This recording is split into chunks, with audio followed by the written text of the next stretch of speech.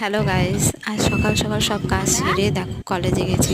কলেজে স্টুডেন্টকে আনার জন্যে দেখো টোটোতে চেপে ট্রেন থেকে নেমে মোড়াগাছা স্টেশনে নেমে দিয়ে ওখান থেকে টোটো করে ট্রেন থেকে নেমে টোটোর কাছে যাচ্ছি হেঁটে হেঁটে।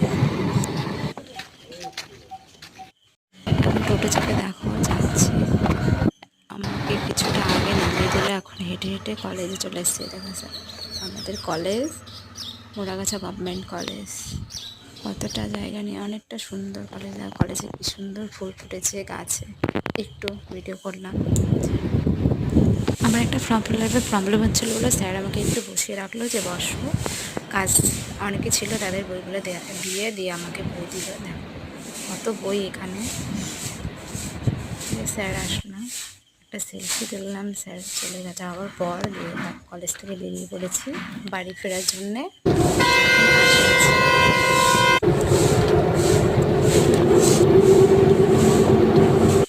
এখন আমি বেথুয়াতে নেমেছি।